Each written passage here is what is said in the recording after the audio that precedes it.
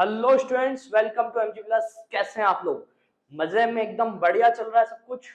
हमने life process का second पड़ाव यानी कि रेस्पिरेटरी सिस्टम को स्टार्ट कर दिया था। रेस्पिरेटरी सिस्टम यानी कि ह्यूमन रेस्पिरेटरी सिस्टम की मैं बात कर रहा हूँ बेटा, जहां पर मैंने एक फ्लो चार्ट के फॉर्म में आपको पूरा डायग्राम बताया था। और अब मैं उस डायग्राम के बाद में और उसके अंदर सारी डिटेल्स हमने कर ली थी कंप्लीट लास्ट लेक्चर के अंदर। आज मैं बात करूंगा difference between aerobic respiration and anaerobic respiration. कई बच्चों को ये जो है डाउट रहता है कि इसमें से कौन सा ऑक्सीजन वाला है, कौन सा बिना ऑक्सीजन वाला है।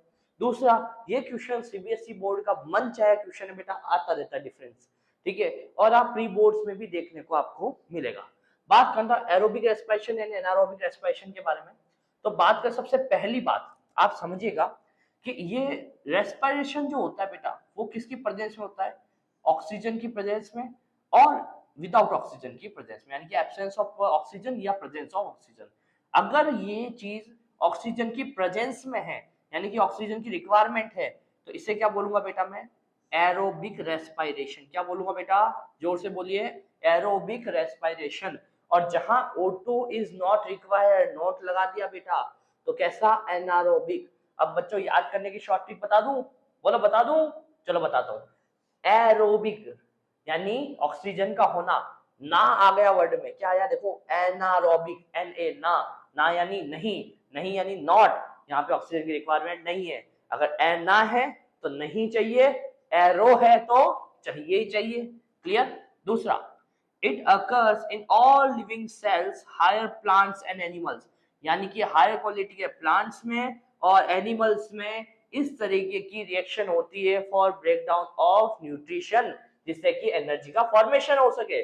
जबकि अकर इन एनारोबिक किसमें होगा? बैक्टीरिया में, है ना, फंगस में, ठीक है, जर्मिनेट सीड में, मसल सेल में। कौन सा रेस्पिरेशन होगा बेटा अपना? Anaerobic respiration. तो सिंपल क्या हुआ?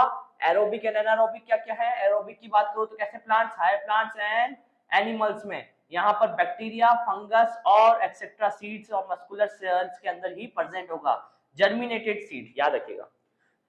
अगर मैं बात करूं, ये तो डिस्कस हो ही चुका है, if require oxygen, if not require oxygen, the end product are CO2 and water, यानी कि यहां पर जब रिएक्शन होगी, जब O2 अंदर आएगा, सेल्स के पास जाएगा और ब्रेक डाउन ऑफ न्यूट्रिशन करेगा, तो बाई प्रोडक्ट में यानी कि रिएक्शन के एंड प्रोडक्ट में CO2 गैस रिलीज होगी और साथ साथ वाटर भी रिलीज होगा। बट अगर मैं बात करता हूं यहां पर, तो प्रोडक्शन के अंदर जो प्रोड्यूस है, सॉरी प्रोडक्ट है, ये क्या होगा? यहाँ पर alcohol, CO2 and lactic acid, यानी कि एंड प्रोडक्ट क्या हो सकता है बेटा? एल्कोहल होगा, लैक्टिक एसिड होगा या CO2 होगा। क्लियर है? अभी हम जब जैसे नेक्स्ट टॉपिक पढ़ेंगे इसका, जिसमें हम 3 रिएक्शंस पढ़ेंगे एनसीईआरटी की, वहां आपको पता चल जाएगा कि बेटा कौन एल्कोहल रिलीज कर रहा है, कौन CO2 रिलीज कर रहा है, कौन लैक्टिक एसिड रिलीज कर रहा है। फोर्थ पढ़ते हैं, the oxidation of one molecule of glucose produced by 38 ATP of molecule. ये एटीपी क्या बेटा? एनर्जी का फॉर्म है। एडिनोसिन ट्राइफॉस्फेट बेटा, क्या होता है? Adenosine triphosphate. यानी कि अगर मैं यहाँ एक ग्लूकोज के मॉलिक्यूल को ऑक्सीजन की प्रेजेंस में बर्निंग करूं, तो मुझे क्या मिलेगा? एनर्जी का 38 मॉलिक्यूल्स। यहाँ पर एनर्जी कितनी मिल रही है? 38 एटीपी मॉलिक्यूल। जबकि यहाँ पर नंबर ऑफ एटीपी कितने होंगे? ओनली 2 एटीपी, यानी कि 2 एडिनोसिन ट्राइफॉस्फेट मिलेंगे मुझे एनर्जी के, अगर मैं बर्निंग करता हूं तो। यहाँ पर देखो, non toxic of higher organism, ये नॉन टॉक्सिक रहता है किनमें? हायर ऑर्गेनिज्म में, जबकि ये टॉक्सिक होता है इन हायर ऑर्गेनिज्म। क्लियर बच्चों? वीडियो अच्छा लगा तो लाइक कीजिए, शेयर कीजिए, सब्सक्राइब कीजिए। ऐसे ही शॉर्ट टॉपिक्स की वीडियोस लेता आता रहता हूँ और पूरा चैप्टर इन्हीं टॉपिक्स के बेसिस पे पढ़ा रहा हूँ। The important question for CBSE board class 10। Clear है बच्चों?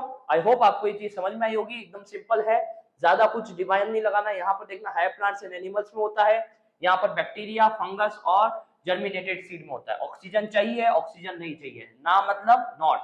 बात करते हैं and product, CO2 and water बनता है, जबकि यहाँ पर and product alcohol, CO2 and lactic acid बनता है। एक मॉलिक्यूल से 38 एटीपी एनर्जी बन रही है, जबकि यहाँ पर एक मॉलिक्यूल से 2 एटीपी एनर्जी बन रही है। अगर बात को नॉन टॉक्सिक होते हैं इन हायर ऑर्गेनिज्म, ये टॉक्सिक होते हैं in higher organism. Clear students? I hope सबको वीडियो अच्छा लगा होगा। लाइक करना है, शेयर करना है, सब्सक्राइब करना है और अभी बता रहा हूँ एक नई अपॉर्चुनिटी आ रही है, एक बढ़िया नया बैच आ रहा है आप लोगों के लिए, और बैच की पूरी प्रिपरेशन होगी।